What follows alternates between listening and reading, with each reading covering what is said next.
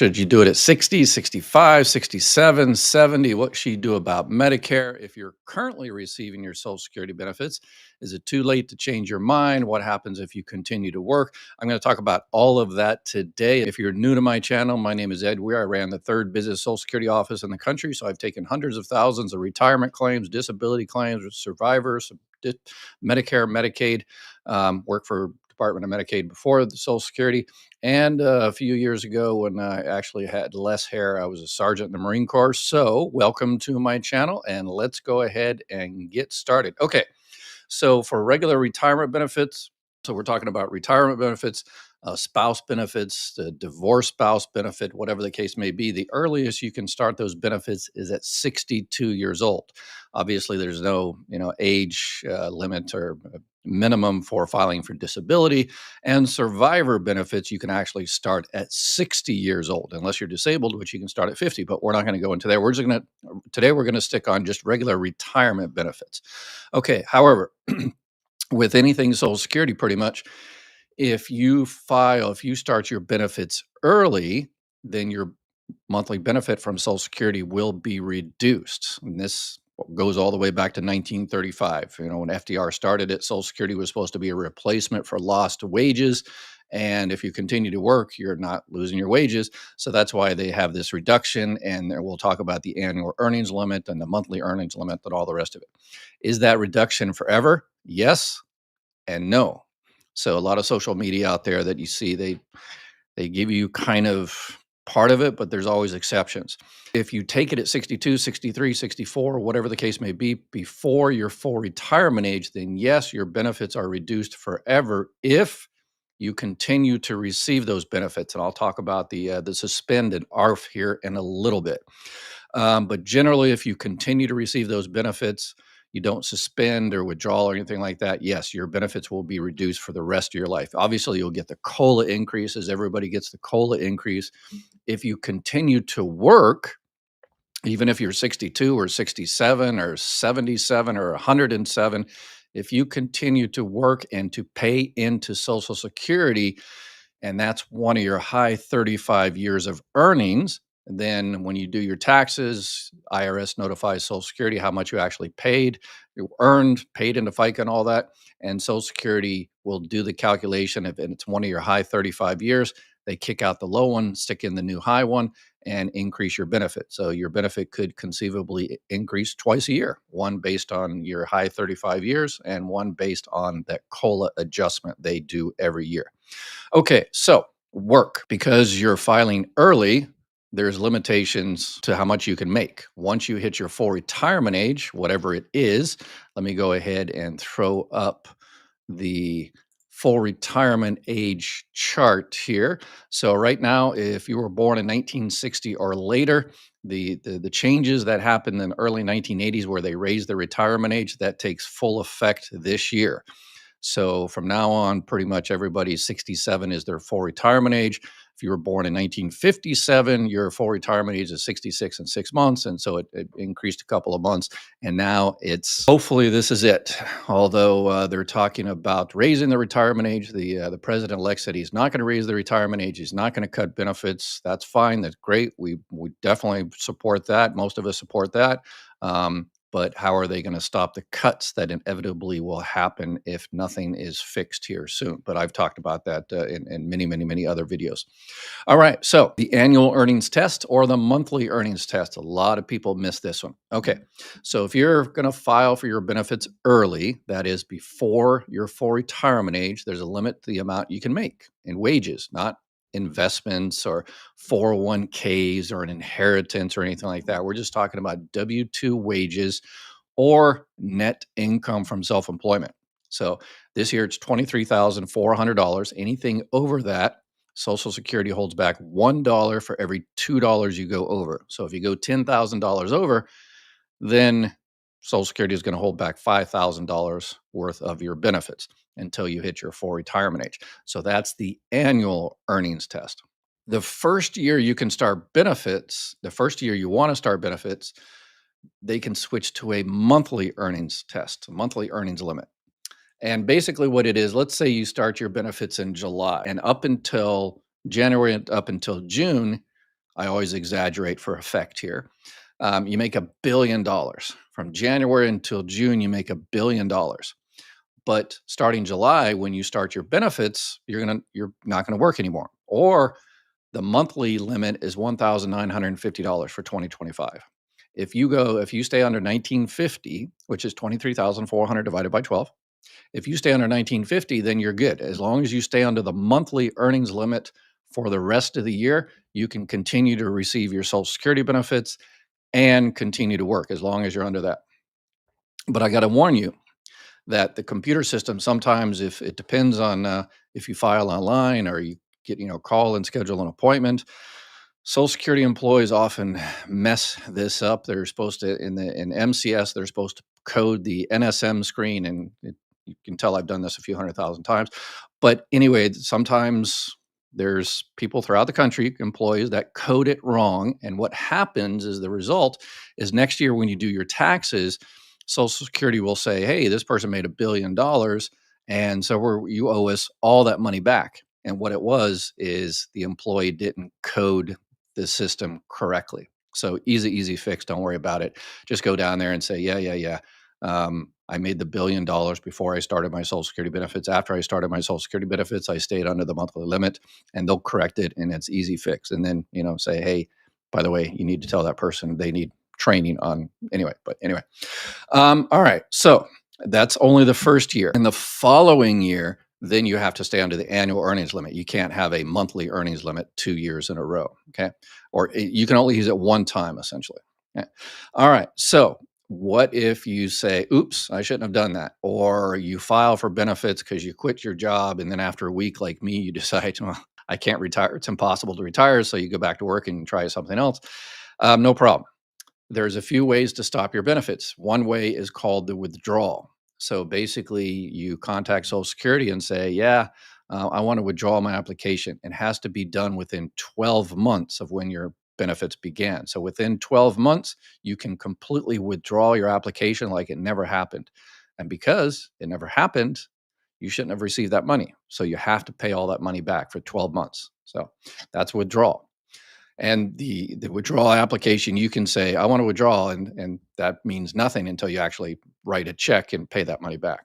So once the check is cashed, then the application will withdraw. And in the future, if you want to go and restart your benefits, you have to file a brand new claim, but it's like the first one never happened. Okay, so that's one way.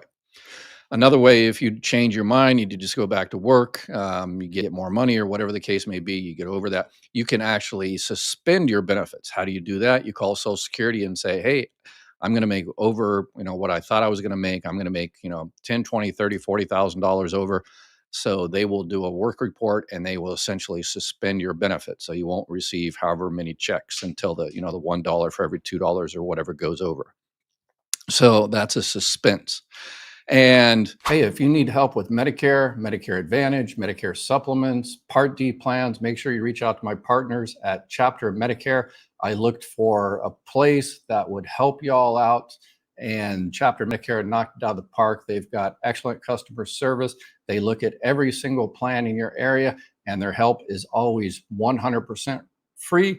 Give them a call and they'll see if they can help you out, and tell them Dr. Ed said hi. People say, well, then I'm going to lose those checks. Well, you're losing the actual checks, but what happens is when you hit your full retirement age, then the Social Security computer system looks at your account and it says, okay, John took his benefits 30 months early. So when he was actually receiving his benefits were reduced by 30 months, because every time you take your Social Security early, every month you take it early, it's reduced. People think, it's only, January or birthdays. No, it's every month you take your benefits early, it's reduced a little bit. So if you take your benefits 30 months early, it's reduced by 30 months. But then let's say you go back to work and after 10 months, you don't receive the rest of the 20 checks. So when you hit your full retirement age, the computer system looks at that and says, hey, John is reduced for 30 months, but he didn't take 20 of those months. So they unreduce the benefit. So when John gets his check after full retirement age, it's only reduced by 10 months, the actual amount of months that he actually started receiving benefits. And that's called the ARF, the adjusted reduction factor. And that's 100% automatic. You don't have to do anything about that. What about 65? People always think full retirement age or whatever is 65. The only that changed in the 1980s. It was 65. Retirement age was 65, going all the way back to 1935.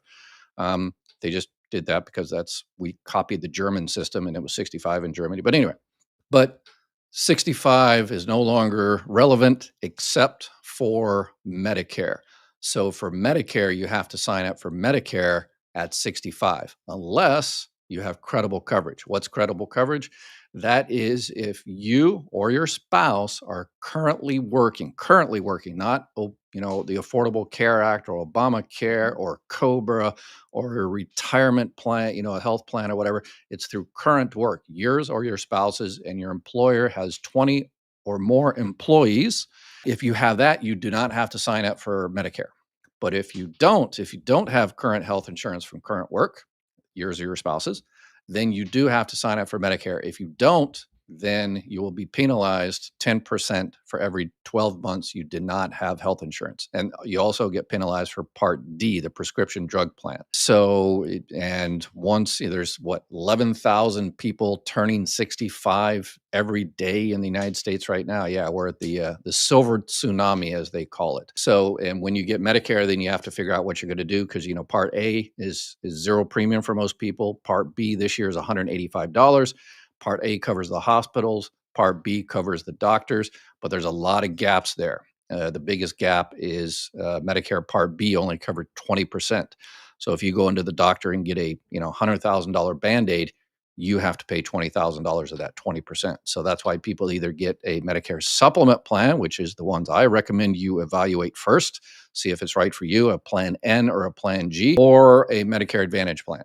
And if you get a Medicare supplement, you also need a Part D, a prescription drug plan as well. So you can call my partners at Chapter and they can help you out. And this is also the open enrollment period too. So if you signed up for a Medicare Advantage plan and you found out it's not the one you should have signed up for, no problem. You can change it.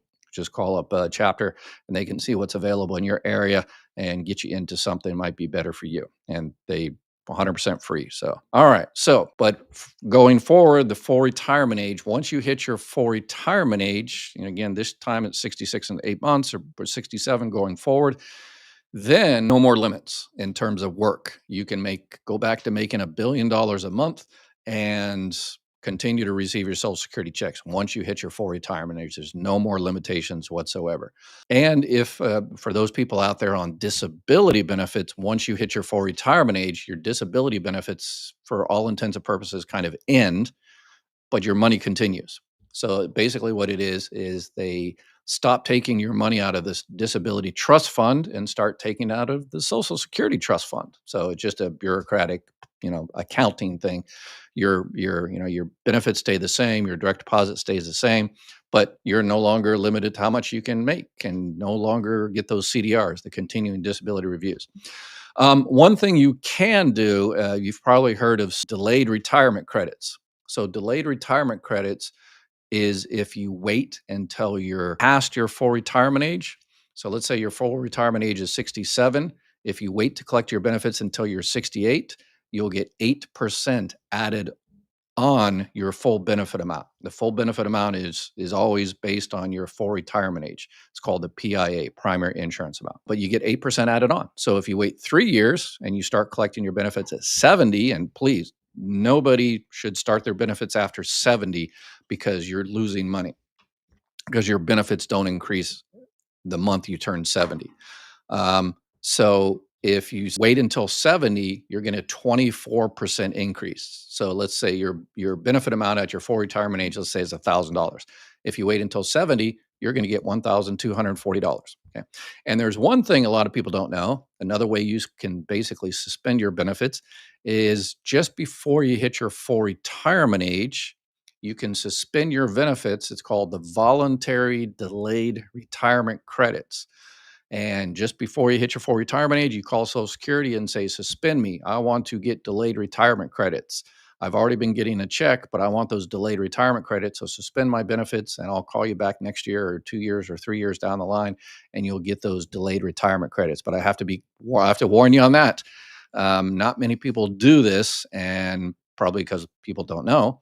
But the employees at Social Security don't know this. So if you call up Social Security and say, "Hey, I want to do voluntary delayed retirement credits," they will probably, think you're crazy. But you just have to push a little bit and say, "No, it does exist. Look in the Palms policy, and you'll see voluntary delayed retirement credits." And so they'll find it. Don't worry about it. Or you can come back here and we'll walk you through the process. All right, so we did that fairly well, and I know there's millions and millions of variations of people that say, "Okay, what about this situation? What about this situation?" And that's why we will do a live Q&A starting right now. Let's see, someone says, "Wait until you are 70." Yeah, that's whether you should wait. That's a completely personal decision.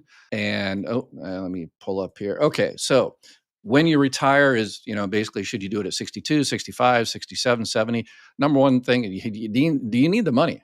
If you need the money, then, the earliest you get the money, that's the best thing, right? So, but if you need the money and you're also working and they're going to hold back those benefits, then that's another, consideration. Do you have auxiliaries? What are auxiliaries? If your spouse is waiting for you to collect benefits so they can start benefits on your record, then maybe a good idea to start early. If you have children under the age of 18 or that became disabled before the age of 22, it's called disabled adult child benefits. If they can start benefits once you start your benefits, then it might be a no-brainer. A lot of people say, "Well, I think I'll wait till my full retirement age, because I'll get more money." But then they have two small children, and it's like, okay, but you're also going to miss those checks for the next 1, 2, 3, 4, 5 years. So they say, "Oh, okay, well, yeah, let's start it now." Your health. Are you healthy? If you're not healthy, then get your money. Get while the getting's good. Genes. If you all your family lives to 110 years old, might be best to wait till 70 years old. Taxes. Is getting benefits early, is that going to put you on a higher tax bracket? Not most, about 40% of people don't even pay taxes on their Social Security benefits. That's why the next president is talking about ending taxes on Social Security benefits, which I agree with, but it's actually not going to help the people that you think it would help, because the people that just live on Social Security don't pay taxes anyway, and it's also going to reduce. It's also going to get us more cuts in the future from our Social Security checks because it's going to deplete the trust fund quicker. So, or if you want to get your money early because you think you can, invest it better than Social Security, go for it. And the last one is what I've just started adding recently is the political situation. It doesn't matter who the next president was. It was going to be. We have been kicking the can down the road for decades on fixing Social Security, and we haven't done it. And I think time is ran out. So we need to do something immediately, if not sooner, to fix it. So if you're looking to retire here, I suggest you reach out to your politicians and say, "Hey, what are you doing to make sure?" I've spent all my life, filing for benefits, and now they're looking to be cuts here in the next few years. What are you doing to fix that, to make sure that doesn't happen? My recommendation is to smash the FICA cap, and I've got tons of videos on that. And also ask them what are they doing to help improve customer service, and most importantly, what are they doing to fix Social Security so there are no automatic cuts here coming soon. All right, so yeah, reach out to your politicians. All right, let's see.